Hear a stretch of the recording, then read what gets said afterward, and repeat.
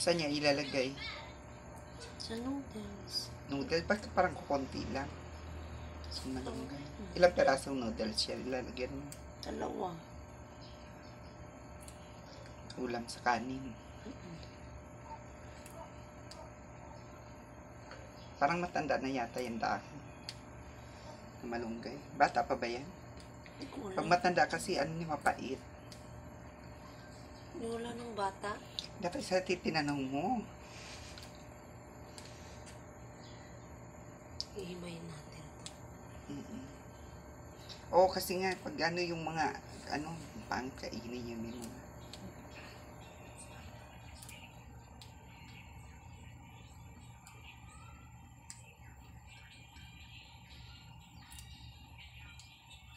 Almusal, ulam, noodles with malunggay.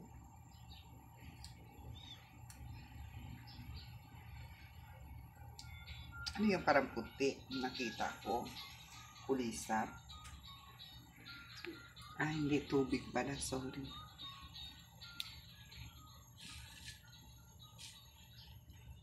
Okay na, wala na.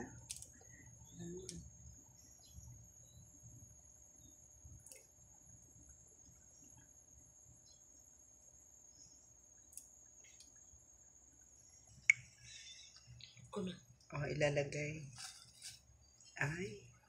Ganun pala. Akala ko sinasabay yung noodles at saka yung ano, malunggay.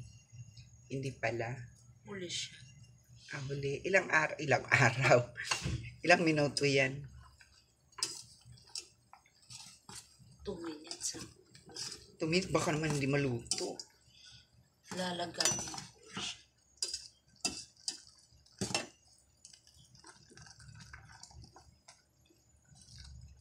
Ah, ginaganyan-ganyan pala yan. Ano, bakit hinahalo-halo? Para maluto yung malunggay na sa ilalim siya. Ganun ba yun? Hindi na talaga tatakpan yan. Ganyan na lang. Hanggang sa Kasi maluto. pag tinakpan siya, paano yung tubig? Aapaw.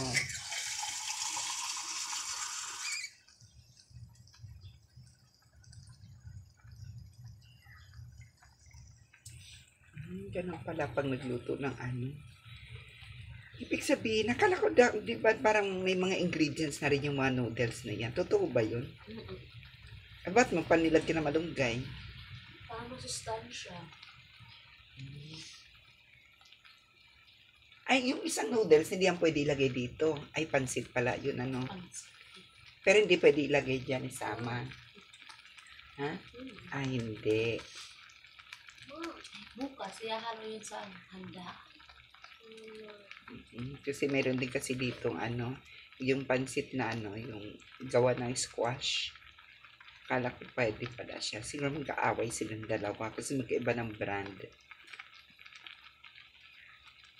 Hindi. Ito kasi pansit canton. Yung kasi pansit na pansit ay 1. Baka naman pwede. Pandagdag dami din. Idagdag? Oo. Dagdagan natin yung tubig. Pwede. Isa lang? O, isa lang. Kasi pag ganitong medyo taghirap ang buhay, ay kailangan talagang magtipid. Ayan. Iyan naman ay bigay lang, no? Bigay ng mga kapitbahay na nagmamalasakit sa mga walang makakain at hikaw sa buhay.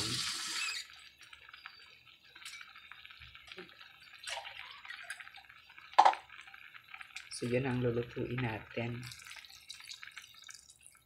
Ayan. Kinasiguro yan. O, diba? Para-paraan lang, para mabuhay, makaulam. Para masustansya yan, ha? Squash daw yung isa. Squash. Ngayon, sabay yung kokot, sandali lang ang buhay ng mga yan, eh. Habang hinihintay naman na maluto yung kanin. Tagal kumulo, ha? Mauubos ang mantikang tuong ko. Hinaan. Mauubos ang kalan. Naku, pati kalan namin tinitipid dito, ha? Kailangan umabot ito ng 6 na buwan. Yung tangke. Kasi nga, walang pambili. Mahirap ang buhay. Mahal lahat. Kuryente, tubig ang mamahal. Kung sumahod ka na lang ng 3,000 isang buwan, nga talaga, wala talaga. Tulad ng sahod ko, 5,400 na lang isang buwan. O, diba? Yung 5,400 na yan, babawasan pa ng utang. Wala na, hindi na makakaano. Pero nakakasurvive pa rin. God knows na lang. O, diba? Para-paraan lang.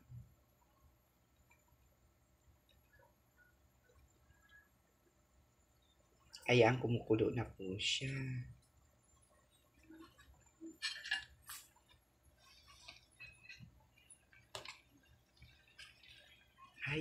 Mickey siya.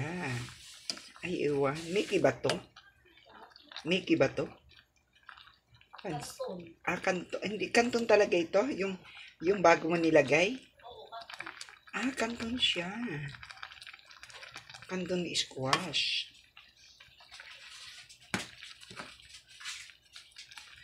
Squash kanton.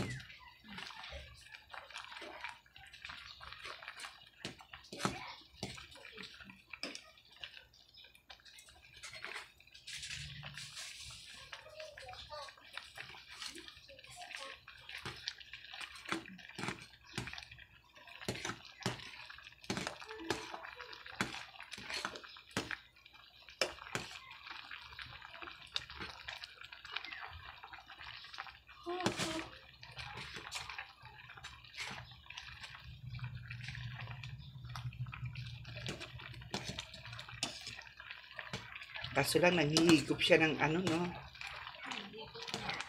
Nanghihigop ng tubig.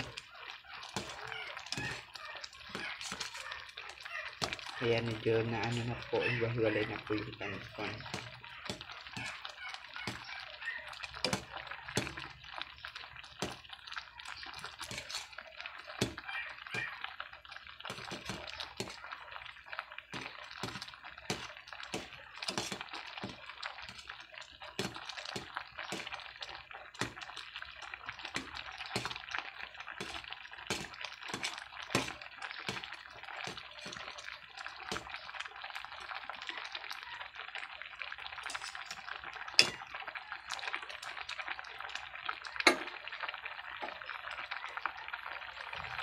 Ayan, pwede na siguro. Pwede na ba to? Pa-check na ko, okay na to. Baka maubos yung sabaw. Ano yan? Okay na pala. Ayan, papatayin na pala. Kasi alam man ako, hindi ako expert sa larangan ng pagluluto ng noodle. Ganun na pala yun. Ayan na siya. Ready para ano na. Ready na para i-serve. Hindi ba siya pwedeng haluan ng ganito? Yung noodles? Ano ito? Ito. Nakita ko dito.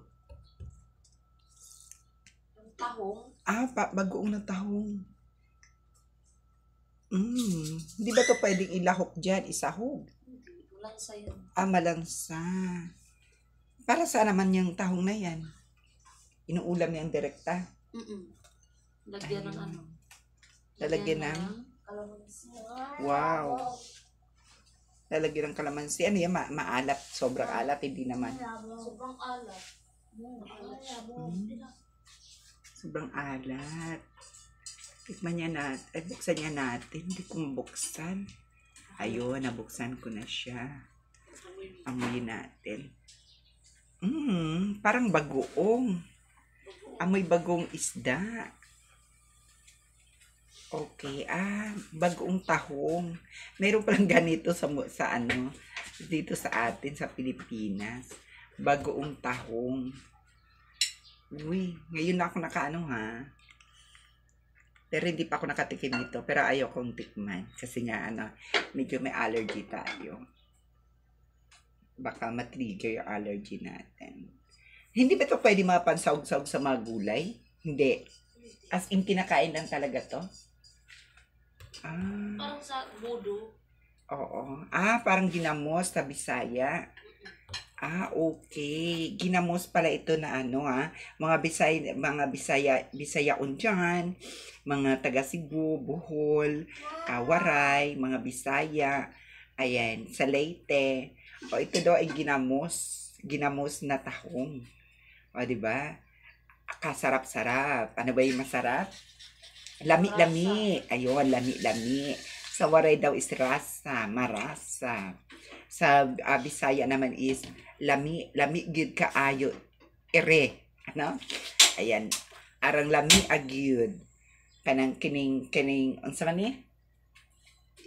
Ginamos na ginamos na tahong. Kailan pa to na no? Kailan pa? Matagal. Ay, matagal na. How many months? Mabuti din nasisira. Nung graduation ko pa yan. Ah, okay. Pero talaga, hindi. Kasi nga sobrang maalat siya, kaya hindi siya nasisira. Ay, nako mga kababayan, magsikain na po tayo ng noodles. Noodles na mayroong noodles with, ano ba to? Jit? Canton. Okay, magsikain na po tayo. Noodles na may canton. Dito lang. Masarap.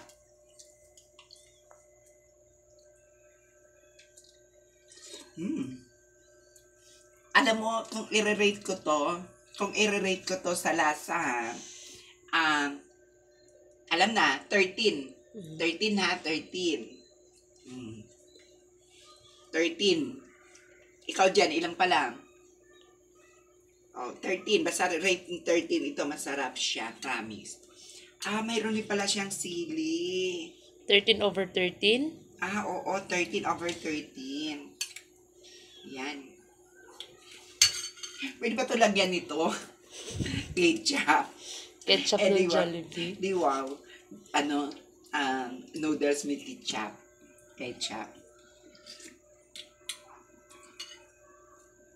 Lagyan mo ng Pero bago. tinitignan ko talaga ito ha.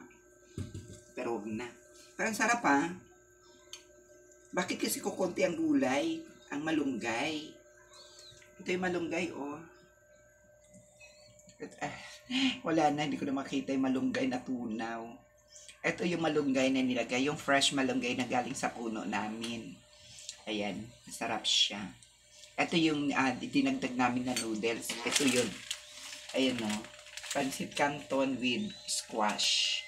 Yan yung dinagdag doon sa original na pancit canton, diba? O, mayroon ng